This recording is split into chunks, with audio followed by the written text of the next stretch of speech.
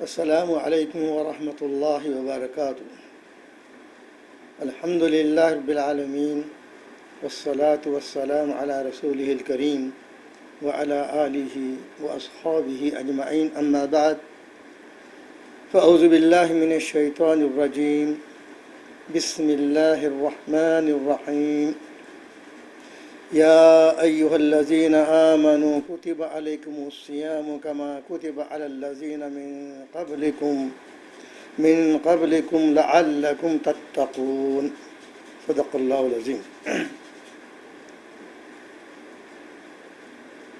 اے ایمان لانے والوں، تم پر روزے فرض کر دیے گئے ہیں جس طرح سے تم سی پہلی امتوں پر فرض کیے گئے تھے، شاید کہ تمہارے اندر تقوی کی صفت پیدا ہو۔ یہ سورہ البقرہ کی آیت نمبر 183 ہے، جس کی تلاوت اور ترجمانی میں نے آپ کے سامنے رکھی۔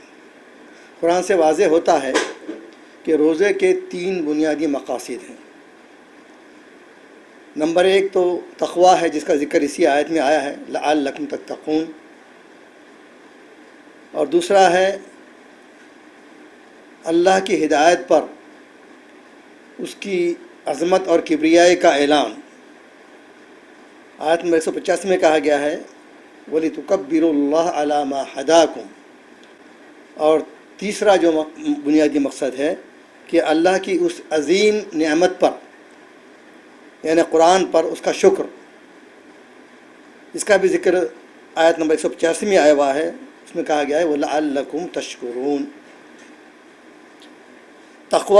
تقوی کے معنی ہے اللہ کا ڈر، اس کا خوف، اس کی نافرمانی اور اس کی ناراضی سے بچنا۔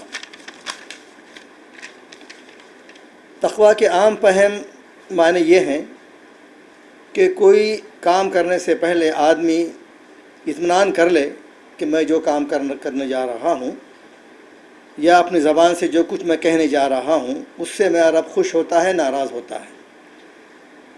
اگر میرے اس کام سے اللہ تعالیٰ خوش ہوتا ہے تو ہم اسے کریں، اور اگر یہ معلوم ہو کہ میرے اس کام سے میرا رب ناراض ہوتا ہے تو ہم رک جائیں، چاہے اس میں کتنا بھی فائدہ ہمیں نظر آتا ہو۔ ایک مرتبہ حضرت ابی بن کعب رضی اللہ عنہ سے حضرت عمر رضی اللہ عنہ نے پوچھا کہ تقوی کسے کہتے ہیں؟ تو ابن کعب نے ان سے پوچھا، اے امیر المومنین، کیا تمہارا گزر کسی ایسے راستے سے ہوا ہے جس کے دونوں طرف کانٹوں والے درخت ہوں؟ حضرت عمر نے کہا، ہاں ایسا تو بارہا ہوا ہے۔ تو اس وقت حضرت ابن کعب نے پوچھا کہ اس وقت آپ کیا کرتے ہیں؟ تو حضرت عمر نے جواب دیا، میں اس وقت اپنے دامن کو سمیٹ لیتا ہوں تاکہ میرا دامن کانٹوں میں نہ الجھے۔ حضرت ابی بن کعب نے کہا، یہی تقوی ہے۔ دنیا کی گمراہیوں اور اس کے گناہوں سے بچتے ہوئے اپنے آپ کو یہاں سے گزار لینا، یہاں سے گزر جانا، دراصل یہی تقوی ہے۔ اب اس آیت میں جو کہا گیا ہے کہ اس کا مقصد، روزے کا مقصد ہے کہ تقوی۔ آپ غور کر کیجئے کہ روزہ کس طرح ہمارے اندر تقوی پیدا کرتا ہے۔ روزے کی حالت میں وہ چیزیں جو عام دنوں میں ہم پر حلال ہیں، وہ چیزیں ہم 13-14 گھنٹوں کے لیے وہ ہم پر حرام ہو جاتی ہیں، اس سے ہم بچتے ہیں، جیسے کھانا پینا ہے یا بیوی کے پاس جانا ہو۔ آدمی سوچتا ہے کہ اگر میں تنہائی میں ہوں، اگر کسی کمرے میں ہوں،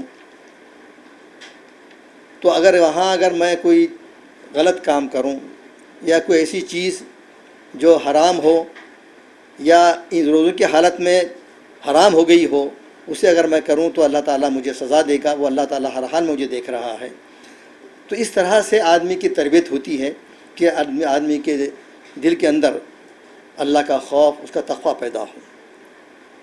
اب وہ چیزیں جو ہمیشہ کے لیے حرام ہیں، اسے تو بہرحال ہمیں بچنا ہے، جیسے جھوٹ ہے، فریب ہے، کسی کا ناحق مال کھانا ہے، زنا ہے، بے شمار ایسی چیزیں ہیں جو ہمیشہ کے لیے ہم پر حرام ہیں، تو اسے تو لازم ہمیں بچنا ہے۔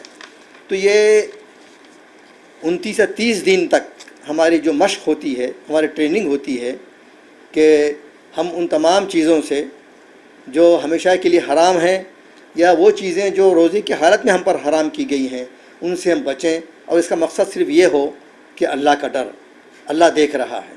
اس طرح سے اس 29 یا 30 دن کی مشق سے ہمارے اندر تقویٰ کی صفت پیدا ہو سکتی ہے۔ روزے کے اصل مقاصد احادیث میں بھی آئے ہیں۔ ایک متفق علیہ حدیث ہے جس میں کہا گیا ہے، ان ابی ہریرہ رضی اللہ عنہ قال رسول اللہ صلی اللہ علیہ وسلم من صام رمضان ایمانا واحتسابا غفر له ما تقدم من ذنبه ومن قام رمضان ایمانا واحتسابا غفر له ما تقدم من ذنبه متفق علیہ۔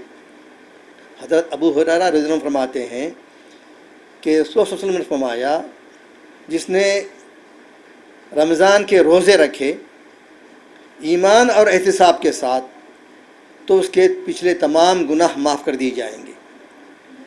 اسی طرح جس نے رمضان کے مہینے میں قیام کیا، یعنی فرائض کی ادائیگی بھی، باجماعت نماز پڑھی یا تراویح کا اہتمام کیا یا تہجد کا اہتمام کیا، وہ بھی ایمان اور احتساب کے ساتھ میں، تو اس کے پچھلے تمام گناہ معاف کر دیے جائیں گے۔ یہ بہت ہی اہم حدیث ہے۔ اس حدیث میں اللہ تعالیٰ نے رمضان میں جو روزے ہم رکھتے ہیں یا رمضان میں ہم جو نمازیں پڑھتے ہیں اس کا اصل مقصد بتایا گیا ہے۔ یہ عمل شرائط کے ساتھ میں ہے، یعنی ایمان اور احتساب۔ ایمان اس کی تفصیل بہت ہے۔ ایمان کے یہ معنی ہیں کہ آدمی اپنے خالق کو پہچانے کہ اللہ ہمارا رب ہے، وہ ہمارا خالق ہے، وہ ہمارا رازق ہے، ہمارا مالک ہے اور حاکم بھی ہے۔ اب جب ہم یہ کہتے ہیں کہ اللہ تعالیٰ ہر چیز کو دیکھ رہا ہے، اور یہی چیز دراصل انسان کو جو ہے برائیوں سے روکتی ہے۔ اللہ پر ایمان کے معنی یہ بھی ہے کہ اللہ تعالیٰ ہر چیز پر قدرت رکھتا ہے، نفع نقصان کا مالک وہ ہے۔ اگر کسی کو وہ نفع پہنچانا چاہے تو دنیا کی کوئی طاقت اسے نقصان نہیں پہنچا سکتی۔ زندگی اور موت اس کے ہاتھ میں ہے۔ تو لہٰذا اس طرح سے ہمارا محض ظاہری اقرار نہ ہو، بلکہ کامل ایمان کے ساتھ میں، اس مضبوطی کے ساتھ میں ہمارا ایمان ہو کہ اللہ ہمارا رب ہے اور ہر چیز اس کے ہاتھ میں ہے، ہر چیز اس کی قدرت میں ہے، اور نفع نقصان کا مالک وہ ہے، زندگی اور موت کا مالک وہ ہے۔ اس احساس کے ساتھ میں آدمی روزے رکھے۔ آج ہم بلکہ پوری دنیا ایک ایسی وبا سے متاثر ہے کہ کرونا کا وائرس جو پوری دنیا میں پھیلا ہوا ہے۔ اب یہ وبا ظاہر ہے کہ یہ انسان کے اپنے ہاتھوں کی کمائی بھی ہو سکتی ہے، یہ اللہ تعالیٰ کی طرف سے بھی ہوتی ہے۔ چنانچہ سورہ روم کی آیت نمبر 41 میں اللہ تعالیٰ فرماتا ہے، ظہر الفساد فی البر والبحر بما کسبت ایدی الناس۔ خشکی اور تری میں فساد پھیل گیا ہے انسان کے اپنے ہاتھوں کی کمائی کی وجہ سے۔ تو ظاہر ہے اللہ تبارک و تعالیٰ ہماری آزمائش کر رہا ہے کہ وہ لوگ جو گناہ میں ملوث ہیں یا جن کی نظر صرف دنیا تک محدود ہے، وہ دنیا حاصل کرنے کے لیے ہر انتہا تک جا سکتے ہیں، ان کے اپنے ہاتھوں کی کمائی کی وجہ سے اللہ تبارک و تعالیٰ وقتاً فوقتاً ایسے حالات پیدا کرتا ہے کہ جیسے کہ وبا ہے یا سیلاب ہے، طوفان ہے، زلزلہ وغیرہ ہے۔ اس کا مقصد یہ ہوتا ہے کہ انسان متنبہ ہو جائے اور اپنے حال پر غور کریں اور اس طریقے زندگی کو چھوڑے اور صحیح راستہ اختیار کریں۔ تو اس احساس کے ساتھ میں جو آدمی روزہ رکھے، تو یہ ایک شرط ہے ایمان کے ساتھ میں، اور دوسری جو شرط ہے وہ احتساب ہے۔ احتساب کے دو معنی ہیں، ایک تو یہ ہے کہ اللہ ہی سے اجر کی امید کی جائے، ہم جب روزہ رکھتے ہیں تو اس کے اجر کے لیے ہم صرف اللہ ہی کی طرف رجوع کریں اور اسی سے امید رکھیں، اور دوسرے معنی ہے اپنا احتساب کریں۔ 24 گھنٹوں کے اندر رات میں سونے سے پہلے اگر آدمی اپنی زندگی کا جائزہ لیں، روزمرہ کی جو ہمارے مصروفیات ہیں اس کا اگر ہم جائزہ لیں کہ میں کون سے کام ہیں جو ایسے کیا ہوں جن سے اللہ تعالیٰ ناراض ہوتا ہے، اس احتساب کے ساتھ میں اور اس ایمان کے ساتھ میں اگر آدمی روزہ رکھتا ہے تو اللہ تبارک و تعالیٰ اس کے پچھلے تمام گناہ معاف کر دیتا ہے۔ یہی بات رمضان میں قیام کرنے کے تعلق سے، یعنی فرائض کی ادائیگی، نماز باجماعت کا اہتمام یا تراویح کا اہتمام یا تہجد کا اہتمام، ان کا اہتمام کریں، لیکن شرائط وہی 2 شرائط ہیں کہ ایمان اور احتساب کے ساتھ میں۔ تو ایسا جو شخص بھی کرے گا اللہ تبارک و تعالیٰ اس کے پچھلے تمام گناہ معاف کر دے گا۔ بخاری شریف کی دوسری حدیث ہے جس میں کہا گیا ہے ان ابی ہریرہ رضی اللہ عنہ قال قال رسول اللہ صلی اللہ علیہ وسلم من لم يدع قول الزور والعمل به فليس للہ حاجۃ فی ان يدع طعامه شرابہ۔ ترجمہ ہے، حضرت ابو ہریرہ رضی اللہ عنہ فرماتے ہیں کہ رسول صلی اللہ علیہ وسلم نے فرمایا جس نے جھوٹ بولنا اور جھوٹ پر عمل کرنا ہی نہ چھوڑا ہو تو اللہ کو اس کی کوئی حاجت نہیں ہے کہ وہ خواہ مخواہ صبح سے شام تک بھوکا پیاسا رہے۔ یہاں بھی اللہ تعالیٰ روزے کا اصل مقصد بتایا ہے۔ بھوکا پیاسا رہنا یہ مقصد نہیں ہے، بلکہ اس حالت میں آدمی جھوٹ سے پرہیز کرے اور جھوٹ پر عمل کرنا، یہ ایک اس کی وسیع معنی ہے، یعنی ہر وہ کام جس سے اللہ تعالیٰ ناراض ہوتا ہے اگر ہم وہ کریں گے تو وہ بہرحال گناہ ہوگا۔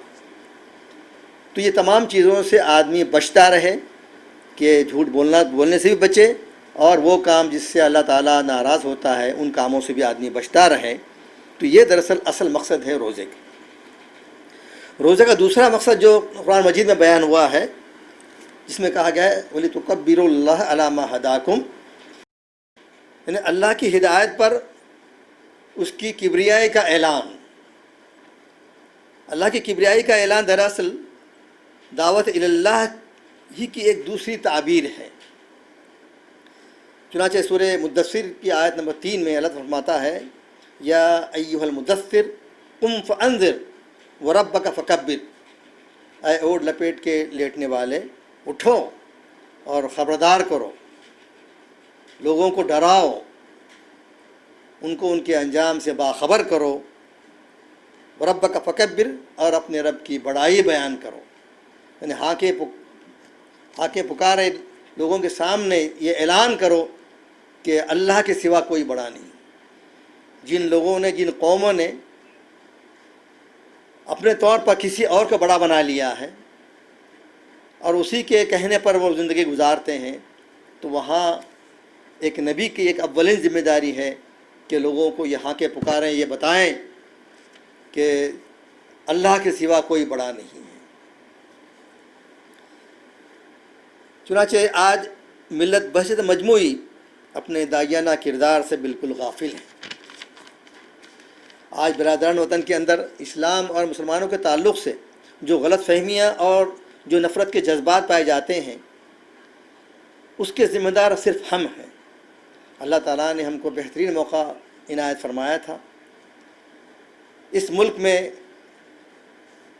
800 سال ہم نے حکومت کی، اگر ہم اس کام کو انجام دیتے، دعوت اللہ کے کام کو انجام دیتے، آج صورتحال کچھ اور ہوتی، لیکن افسوس ہے کہ چند لوگوں کے سوا بہتوں نے اس سے غفلت برتی، اور جس کا آج نتیجہ یہ ہے کہ مسلمان ہر جگہ پریشان ہیں، ذلت اور رسوائی کا شکار بنے جا رہے ہیں۔ چنانچہ ملت اپنے فرائض اور اپنے ڈیوٹی سے نہ صرف غافل ہوئی بلکہ بہت دور نکل گئی۔ تیسرا مقصد جو قرآن میں بیان ہوا ہے لعلکم تشکرون، یعنی روزے اس لیے رکھے جاتے ہیں کہ تاکہ تم اللہ کی اس عظیم نعمت پر اس کا شکر ادا کرو یعنی اللہ تعالیٰ کی اس کتاب کے نزول کے تعلق سے بات ہو رہی ہے کہ اللہ تعالیٰ نے جو ایسی کتاب نازل کی جو بڑی عظیم ہے، اس کے شکر کے طور پر ہم روزے رکھتے ہیں۔ چنانچہ اور جس کا نزول ماہ رمضان میں ہوا ہے۔ سورہ بقرہ کی آیت نمبر 185 میں کہا گیا ہے شہر رمضان الذی انزل فیہ القرآن ھدی للناس وبینات من الھدی والفرقان۔ رمضان وہ مہینہ ہے جس میں قرآن نازل ہوا ہے، اور وہ جو انسانوں کے لیے سراسر ہدایت ہے اور ایسی واضح تعلیمات پر مشتمل ہے جو راہ راست دکھانے والی اور حق باطل کا فرق کھول کر رکھ دینے والی ہے۔ یعنی یہ کتاب جس کا نزول رمضان کے مہینے میں ہوا ہے، وہ صرف مسلمانوں کے لیے نازل نہیں ہوئی ہے بلکہ دنیا کے تمام انسانوں کے لیے نازل ہوئی ہے۔ اس لیے اللہ تعالیٰ کا وہ شکر ادا کرنا چاہیے اور اس کا حق ادا کرنا چاہیے۔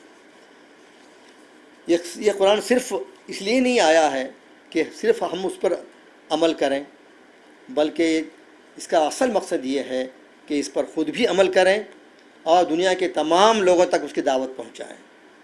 ان لوگوں تک دعوت پہنچائیں جو لوگ اس قرآن سے ناواقف ہیں، اللہ کی توحید سے ناواقف ہیں، آخرت رسالت سے ناواقف ہیں۔ چنانچہ یہی نعمت یہود کو بھی جو ہے نہ دی گئی تھی، اہل تورات کو بھی دی گئی تھی، لیکن انہوں نے اس کا حق ادا نہیں کیا۔ چنانچہ اللہ تعالیٰ نے سورہ جمعہ کی آیت نمبر 5 میں ان کو متنبع کیا اور وعید آئی مثل الذین حملوا التوراۃ ثم لم يحملوها کمثل الحمار یحمل اسفارا۔ ان لوگوں کی مثال جن کو تورات دی گئی تھی، تورات کے حامل بنائے گئے تھے، لیکن انہوں نے تورات کا حق ادا نہیں کیا، تو ان کی مثال ایسی ہے جیسے کہ گدھا ہے جس کے پیٹھ پر قیمتی کتابیں لدی ہوئی ہیں۔ چنانچہ اگر ہمارے لیے بھی یہ قرآن ہمارے کاندھوں پر، ہمارے ذہنوں پر ایک ایسا بوجھ بن جائے جس کو ہم سمجھنے سے قاصر ہوں اور جس پر عمل کرنے سے ہم محروم ہوں اور جس کے لائے ہوئے مشن سے ہمیں کوئی غرض نہ ہو، میرے بھائی، تو یہ جو وعید اہل قرآن پر بھی صادق ہو سکتی ہے۔ اللہ تعالیٰ سے دعا ہے کہ مجھے اور تمام کو اللہ کی اس عظیم نعمت کو سمجھنے، اس پر عمل کرنے اور اس کو لوگوں تک پہنچانے کی توفیق عطا فرمائے۔ وآخر دعوانا ان الحمد للہ رب العالمین۔ جزاکم اللہ خیرا۔